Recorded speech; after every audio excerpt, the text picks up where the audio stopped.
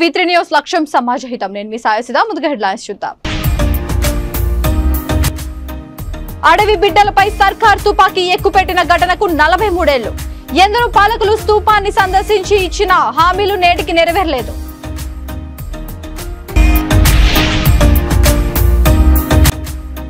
ఆరు గ్యారంటీలు పేద మధ్యతరగతి ప్రజలకు ఎంతగానో ఉపయోగపడతాయి. సికింద్రాబాద్ కంటోన్మెంట్ లో కాంగ్రెస్ జెండా ఎగరవేయడం ఖాయం.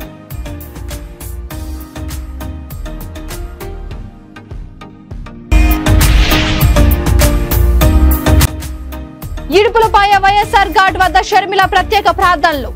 కడప కాంగ్రెస్ అభ్యర్థిగా వైఎస్ షర్మిల నామినేషన్ దాఖలు.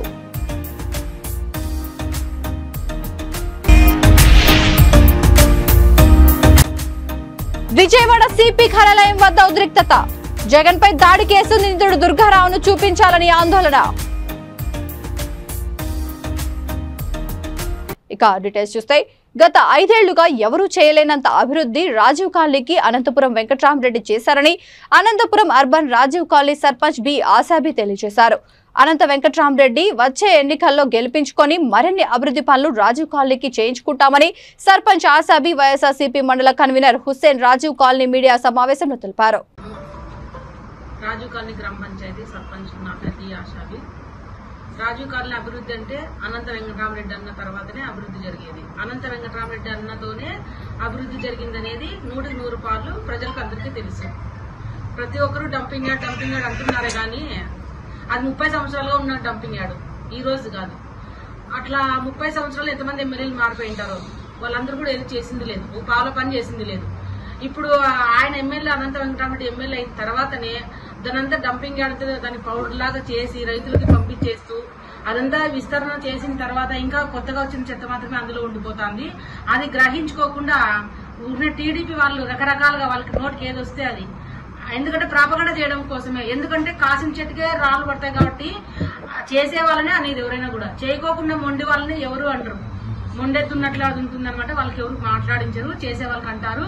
రాజీవ్ కాలనీ గ్రామ పంచాయతీ ఎంత అభివృద్ధి జరిగిందంటే 2 సచివాలయాలు, 2 హెల్త్ సెంటర్లు, ప్రజలు చిన్న ఆరోగ్యం వచ్చినా బాగాలేకపోయినా కూడా వెంటనే కూడా అర్ధరాత్రులు కూడా డాక్టర్స్ ని పెట్టేసి వాళ్ళకి వైద్యం చూసుకోవడం జరుగుతుంది అనమాట. ఇంత డెవలప్ జరుగుతుంది. డెవలప్ జరిగిన దాన్ని కూడా సున్నా చేస్తుంటే అసలు మీకు మాట్లాడేకి ఐడియా లేదు. అసలు మాట్లాడేకి సబ్జెక్ట్ తెలియదు. ముఖ్యమైన పాయింట్ సబ్జెక్ట్ తెలిసి అభివృద్ధి అంటే ఏమనేది మీకు తెలియదు. ముందు చెప్పడానికి కూడా అభివృద్ధి అంటే ఏమంటే అభివృద్ధి అంటే ఇట్లుంటుంది అనేది మా అనంత వెంకటరామరెడ్డి అన్నకే తెలుసండి. వీళ్ళకి తెలియదు. మొన్న ప్రచారం చేస్తూ మీకేం కావాలో ఓటు. రాజీవ్ కాలనీ గ్రామ పంచాయతీలో ఈరోజు తెలుగుదేశం నాయకులు అనేక రకాలుగా ప్రస్తుతం ఉన్న ఎమ్మెల్యే మీద దుష్ప్రచారం చేస్తా ఉన్నారు. వారికి మేము ఒకటే అడుగుతున్నాం, మీరు గత 5 సంవత్సరాల్లో ఈ తెలుగుదేశం పార్టీ ఎమ్మెల్యేనే అధికారంలో ఉన్నాడు. ఏ రోజైనా డంపింగ్ యార్డ్ లో ఒక తట్టడు పక్కకెత్తి చూపించారా? పోనీ అంతకు ముందున్న ఎమ్మెల్యేలు కానీ డంపింగ్ యార్డ్ ఏదైనా షిఫ్ట్ చేద్దామో లేదంటే అక్కడే ఏదైనా మిషనరీ పెట్టి ఏదైనా దాన్ని డెవలప్ చేద్దామన్న ఆలోచన వచ్చిందా? అనంత వెంకటరామరెడ్డి గారు ఎమ్మెల్యే అయిన తర్వాత దాదాపు 75% డంపింగ్ యార్డ్ క్లీన్ చేయించడం జరిగింది. ఉన్న మిగతాది కూడా అది డంపింగ్ యార్డ్ క్లీన్ చేయడం మొదలుపెట్టిన తర్వాత వచ్చిన కొత్త చెత్త. తాలు తరుగు పేరుతో మిల్లర్లు రైతులను మోసం చేస్తే చట్టరీత్యా శిక్ష తప్పదని రామగుండం ఎమ్మెల్యే రాజ్ ఠాకూర్ వార్నింగ్ ఇచ్చారు. పెద్దపల్లి జిల్లా పాలకుర్తి మండలంలోని ఐకేపీ సొసైటీ సెంటర్లలో ఆయన పర్యటించారు. దళారులు మిల్లర్లు మాయలో పడి రైతులు ధాన్యాన్ని తక్కువ ధరకు అమ్మవద్దని ఎమ్మెల్యే సూచించారు. రైతులను మోసం చేస్తే కఠిన చర్యలు తప్పవని ఆయన ఆగ్రహం వ్యక్తం చేశారు. రైతులకు ఎలాంటి ఇబ్బంది ఉన్నా ప్రభుత్వం దృష్టికి, అధికారుల దృష్టికి తీసుకురావాలని అన్నారు. మేము ఎప్పుడైనా దొంగతనం చేయం, అక్కడ కొట్లాడతాం. రైతును కూడా ముంచాం.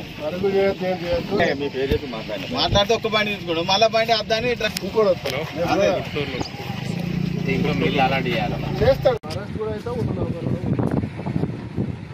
ఊరు పక్షాన రైతుల పక్షాన ఉండి చెప్పాలి.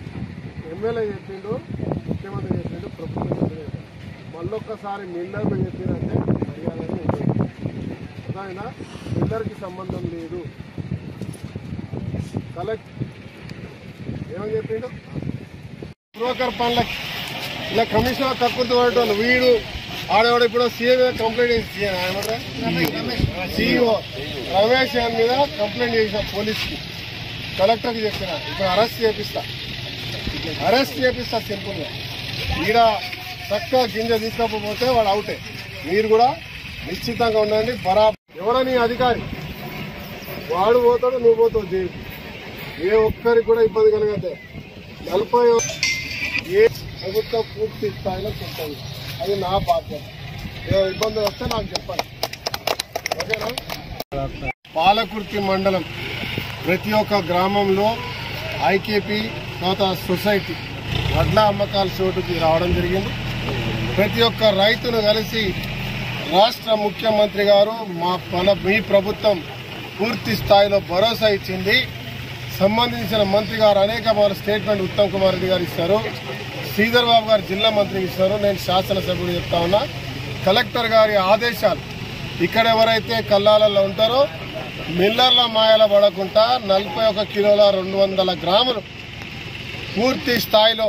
సంచితో సహా పూర్తిగా దాన్ని బేరీజు వేసి తూకం వేసి దాన్ని తీసుకొని అక్కడే ట్రక్ షీట్ ఇవ్వాలి ఆ ట్రక్ షీట్ ఇచ్చి మిల్లర్లకు ఏదైతే వాళ్ళ రైతుకి ఇస్తారో దాని లెక్క ప్రకారమే వస్తుంది ఇక్కడ నుంచి తీసుకెళ్లి మిల్లర్ దగ్గర కొలుసుకొని మళ్ళీ దాంట్లో తరుగని తాళని మన్నని దుబ్బని తీసే ప్రయత్నం కొంతమంది బ్రోకర్లు చేస్తా ఉన్నారు దళారులు చేస్తా ఉన్నారు దాంట్లో ఒక అధికారి ఈ ప్రాంతానికి సంబంధించిన రమేష్ మీద నేను ఈరోజు పోలీస్ కంప్లైంట్ ఇచ్చిన అతన్ని అరెస్ట్ చేయమని కలెక్టర్ జేసీ గారికి స్వయంగా చెప్పిన అతనిపై తీవ్రమైన ఆరోపణలు ఉన్నాయి తక్షణమే ఆదిలాబాద్ జిల్లాలోని ఇంద్రవెల్లి పేరు వింటే చాలు అమరుల స్తూపం గుర్తొస్తోంది. సరిగ్గా 43 ఏళ్ల క్రితం 1981వ సంవత్సరం ఏప్రిల్ 20న జల్ జంగిల్ జమీన్ అనే నినాదంతో అటవీ భూములపై హక్కులు కల్పించాలంటూ ఆదివాసులు ఇంద్రవెల్లిలో సభ నిర్వహించారు. ఈ సభకు వేలాది సంఖ్యలో ఆదివాసులు తరలివచ్చారు. సభకు అనుమతి లేదంటూ సభను రద్దు చేసుకోవాలని పోలీసులు హెచ్చరించారు. పోలీసుల హెచ్చరికలను లెక్క చేయని ఆదివాసులు సభను నిర్వహించి తీరుతామని తేల్చి చెప్పారు. పరిస్థితి ఉద్రిక్తతకు దారితీసింది. ఎంతో పోలీసులు ఆదివాసులు గిరిజనులపై విచక్షణ రహితంగా కాల్పులు జరిపారు. ఈ కాల్పులో వందలాది మందికి పైగా అమరులయ్యారు. మరికొంతమందికి తూటాలు తగలడంతో తీవ్రంగా గాయపడ్డారు. ఎందరో ముఖ్యమంత్రులు మంత్రులు స్తూపాన్ని సందర్శించి స్మృతివనంగా తీర్చిదిద్ది పర్యాటక కేంద్రంగా మారుస్తామని ప్రకటించారు. ఇప్పటికే హామీలు నెరవేరలేదు.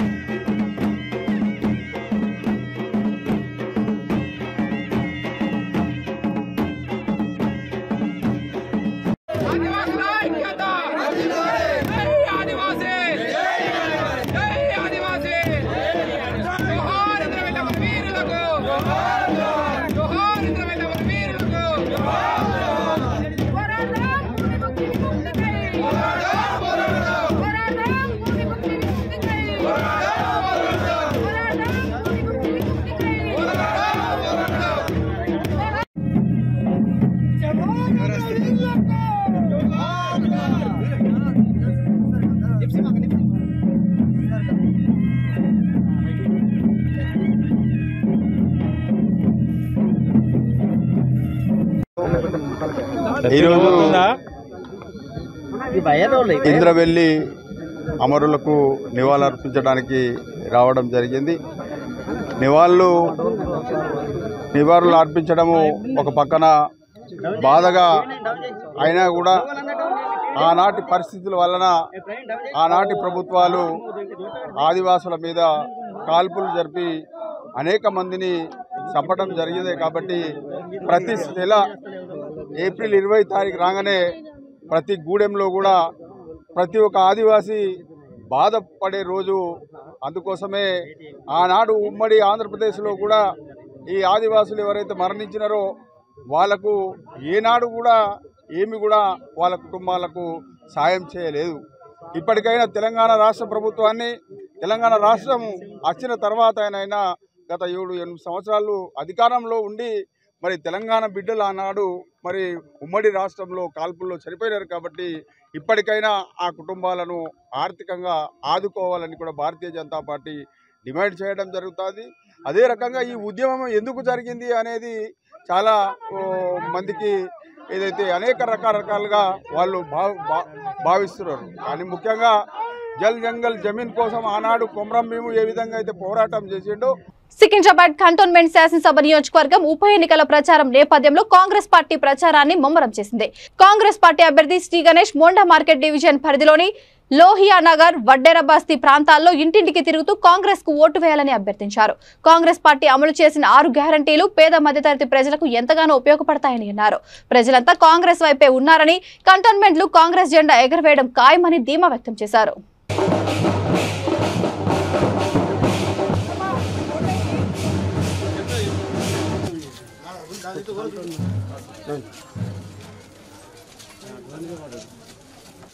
మర్చిపోద్దు చేకూర్తి గణేష్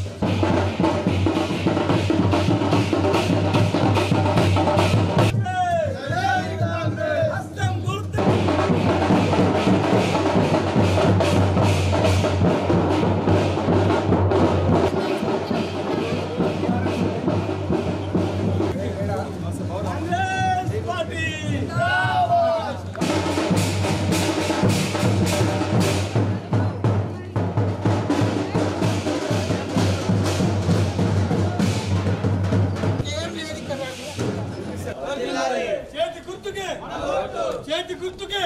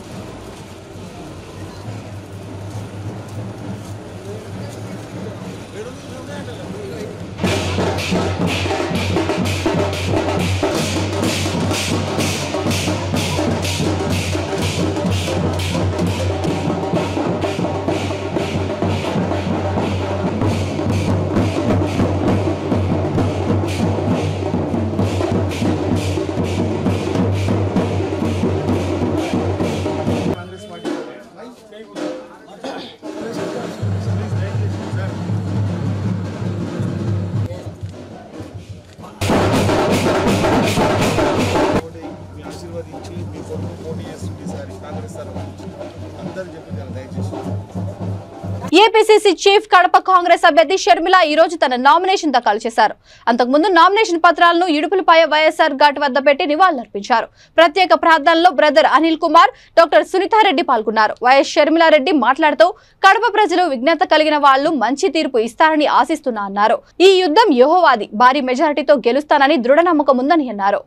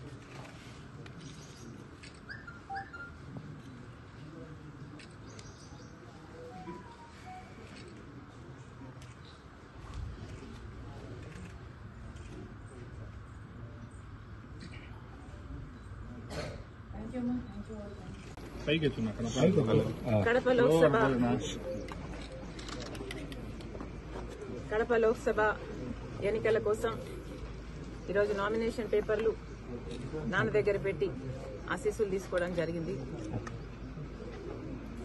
కడప ప్రజలు విజ్ఞత కలిగిన వారు, అన్ని అర్థం చేసుకోగలిగిన వారు, అన్ని అర్థమవుతున్న వాళ్ళు.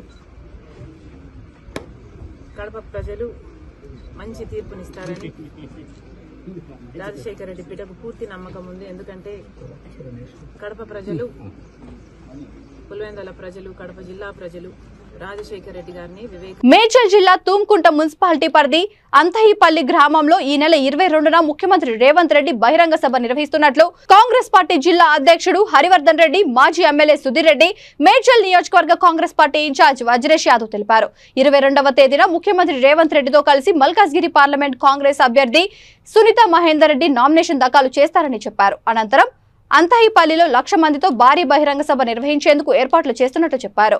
ఈ కార్యక్రమంలో తూంకుంట మున్సిపల్ అధ్యక్షుడు బైపాల్ రెడ్డి, మాజీ జెడ్పీటీసీ బలేష్, బి బ్లాక్ అధ్యక్షుడు మహేష్ గౌడ్, కౌన్సిలర్లు వేణుగోపాల్ రెడ్డి, మధుసూదన్ రెడ్డి పాల్గొన్నారు.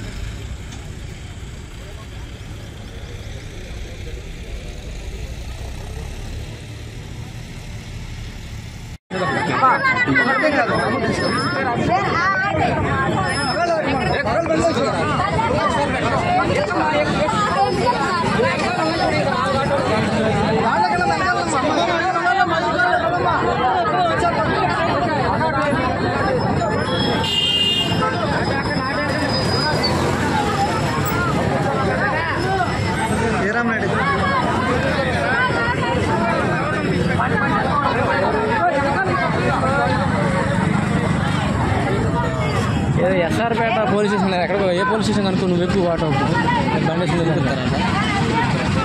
డీసీపీ గారు మన మాట డీసీపీ గారు లెటర్ తీసుకుంటాడంట. ఓకేనా?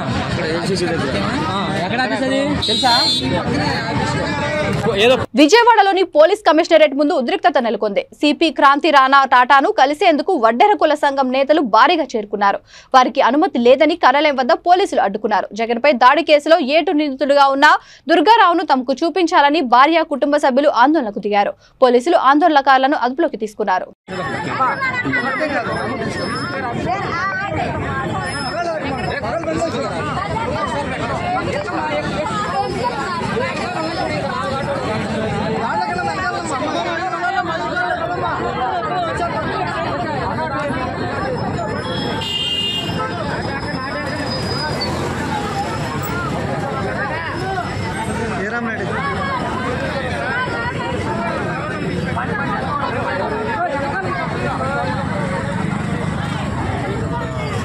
ఎస్ఆర్పేట పోలీస్ స్టేషన్ ఎక్కడ ఏ పోలీస్ స్టేషన్ అనుకో నువ్వు ఎక్కువ వాట బండి వెళ్తారంట.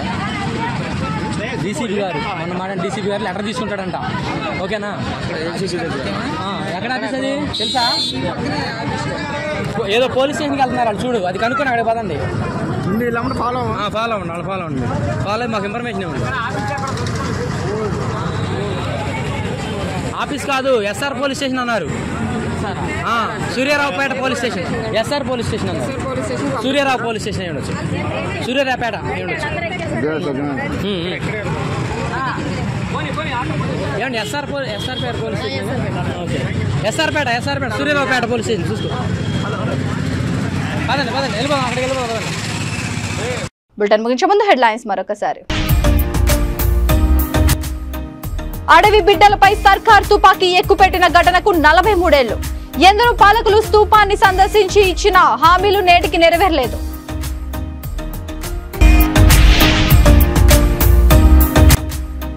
ఆరు గ్యారంటీలు పేద మధ్యతరగతి ప్రజలకు ఎంతగానో ఉపయోగపడతాయి. సికింద్రాబాద్ కంటోన్మెంట్ లో కాంగ్రెస్ జెండా ఎగరవేయడం ఖాయం.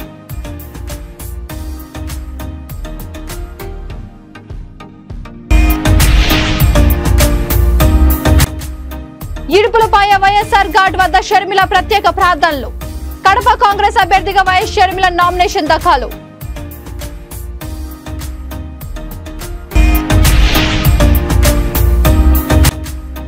విజయవాడ సిపి కార్యాలయం వద్ద ఉద్రిక్తత. జగన్ పై దాడి కేసు నిందితుడు దుర్గారావును చూపించాలని ఆందోళన. ఈ బులెటిన్ ఇంతటితో సమాప్తం. మరొక బులెటిన్తో మళ్ళీ కలుద్దాం. అంతవరకు చూస్తూనే ఉండండి V3 న్యూస్. లక్ష్యం సమాజ హితం.